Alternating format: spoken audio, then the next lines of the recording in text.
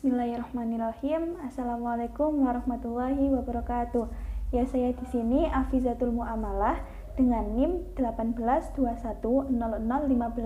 Di video kita kali ini, kita akan membahas tentang mata kuliah fatwa dan jurisprudensi. Go! Ya, kali ini kita akan membahas tentang apa itu pengertian dan ruang lingkup fatwa, jurisprudensi, qadha, dan qanun.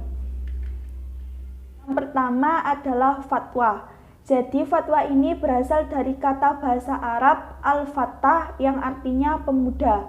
Kemudian menurut istilah, fatwa ini merupakan suatu penerangan hukum syara atau jawaban dalam suatu persoalan atau pertanyaan, bahkan kejadian yang belum ada hukumnya secara terang. Dan fatwa ini hanya boleh diberikan oleh seseorang yang mempunyai otoritas untuk melakukannya. Proses pemberian fatwa ini disebut ifta. Kemudian orang yang memberikan fatwa disebut mufti, dan orang yang meminta fatwa disebut mustafti.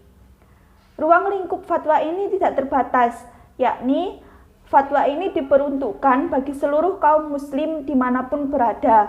Namun, fatwa ini tidak bersifat mengikat.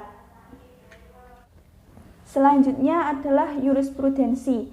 Jadi jurisprudensi ini merupakan putusan hakim terdahulu dalam menghadapi suatu perkara yang tidak diatur secara langsung dalam undang-undang.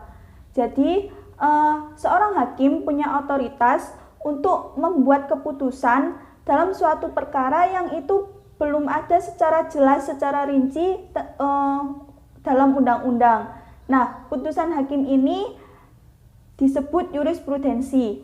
Jurisprudensi ini dapat dijadikan sebagai pedoman atau sumber hukum bagi para hakim yang lain untuk menyelesaikan suatu perkara. Nah, ruang lingkup jurisprudensi ini adalah di lingkungan Mahkamah Agung hingga peradilan-peradilan di bawahnya. Namun, dalam perkembangannya, jurisprudensi ini juga digunakan dalam lingkungan Mahkamah Konstitusi. Berikutnya adalah qadha. Qadha ini merupakan vonis, hukuman, atau putusan pengadilan yang ditetapkan untuk para pihak yang berperkara atau bersengketa, guna untuk menegakkan keadilan dan menghindarkan manusia dari perasaan takut, kekacauan, dan kezaliman. Ruang lingkup qadha ini hanya terbatas pada pihak-pihak yang berperkara, seperti penggugat dan tergugat, pemohon dan termohon, atau pendakwah dan terdakwa. Dan serta qadha ini bersifat mengikat hanya kepada pihak-pihak yang berperkara saja. Yang terakhir, qanun. Secara bahasa, qanun berarti himpunan atau kumpulan undang-undang serta norma yang telah mapan.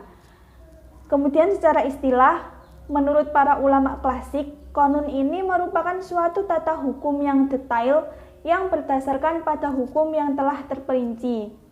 Selanjutnya, tentang ruang lingkup qanun di Indonesia sendiri, sebagaimana yang terdapat pada pasal 1/8 Undang-Undang Nomor 18 Tahun 2001, qanun merupakan peraturan daerah yang menjadi peraturan pelaksanaan undang-undang di wilayah Provinsi Aceh dalam rangka penyelenggaraan otonomi khusus. Jadi di Indonesia, qanun ini hanya berlaku di wilayah Provinsi Aceh sebagai pengganti undang-undang dalam rangka penyelenggaraan otonomi khusus yang diberikan oleh negara. Demikianlah sedikit penjelasan dari saya tentang fatwa, jurisprudensi, qadha, dan qanun. Apabila ada kekurangan atau kesalahan, berarti itu murni dari diri saya, karena kesempurnaan hanya milik Allah. Dan saya mohon maaf sebesar-besarnya. Akhirul kalam. Wassalamualaikum warahmatullahi wabarakatuh.